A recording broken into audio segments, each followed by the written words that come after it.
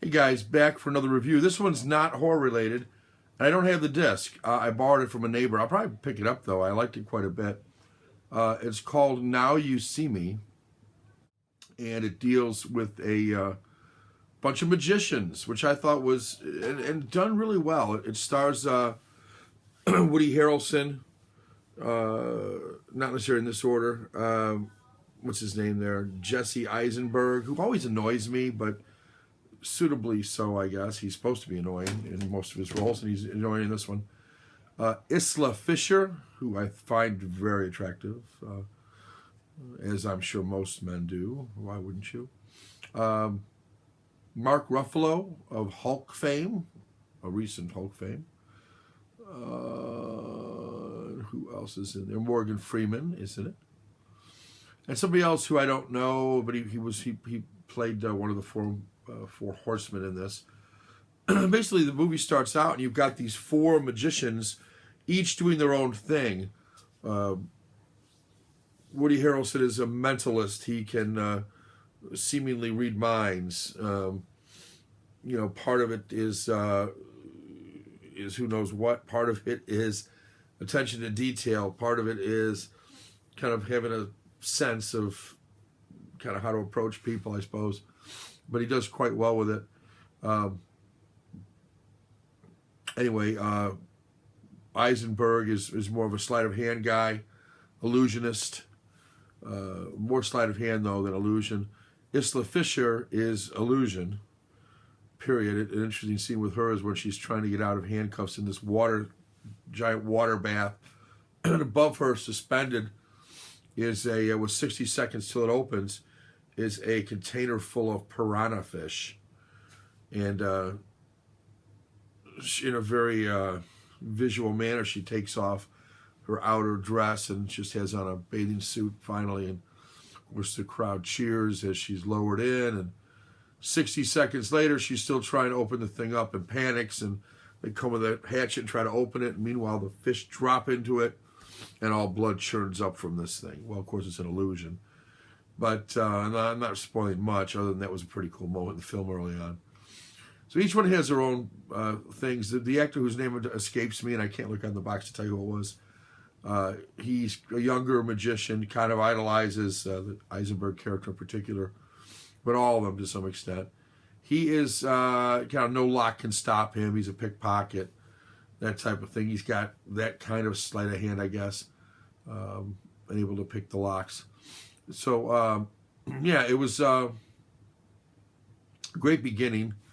And then each one of them finds a card, like a tarot card, amongst their trick or after the trick is over, and it takes each one of them independently to this room, this hotel room, where they all converge and find a really cool blueprint that's kind of this 3D blueprint that's kind of like a hologram that's activated from 4 different cameras in this beat up apartment. And they end up becoming the Four Horsemen. They go to Las Vegas. They have a great act. They decide they're going to rob a bank, or part of their plan is to rob a bank. And the detective, played by Mark Ruffalo, is trying to stop them because it appears that in front of a giant audience in Vegas that they've actually robbed a bank of 3 million euros. Quite a hefty sum.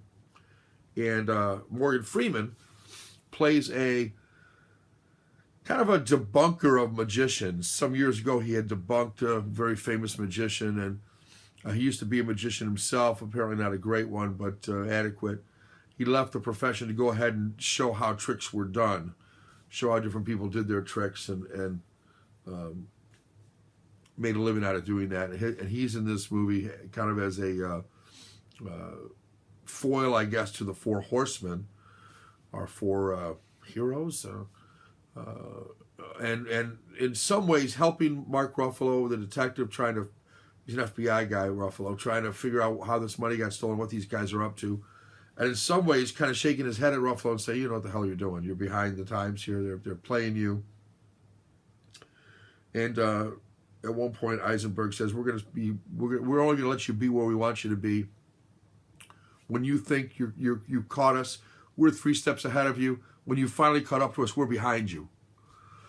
So that was that's the setup for the movie. And then it's Mark Ruffalo and his team of FBI agents and Interpol trying to, since it's become a international thing, trying to stop these magicians. And of course, now they're appearing in New Orleans. Next, they're going to appear in New York and so on. And they're doing this masterful trick after trick. So pretty cool plot. Really liked it. Not a lot of extras. There might have been a commentary. Again, I borrowed it from the neighbor. He's a magician. And he builds, the guy's funny.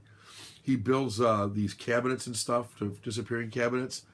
And he was telling me that when he goes out to a restaurant, he's always looking for someone who can fit the cabinet, so to speak, who's lithe enough to be able to like slip through these different holes, I guess, in the cabinet.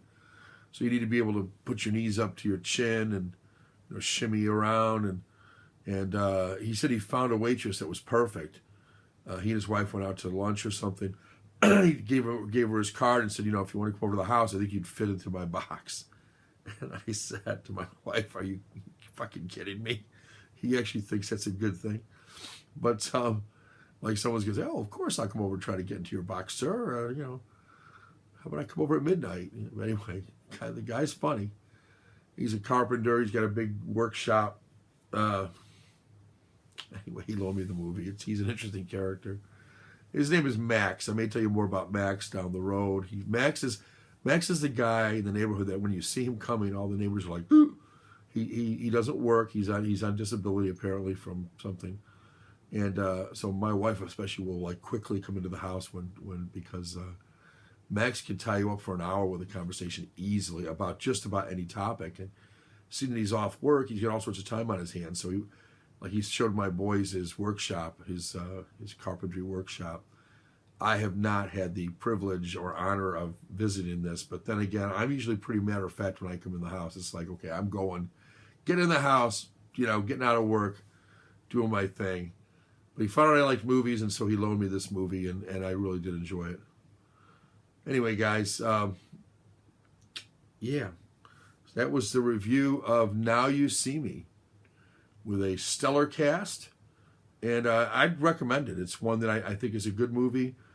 I like that kind of a thriller, adventure, action, espionage, theft, whatever you want to call it, with the FBI and everything in it, and there's certainly a lot of twists and turns, most of which you won't see coming, probably. That's the whole idea. All right, guys, Now You See Me is the movie.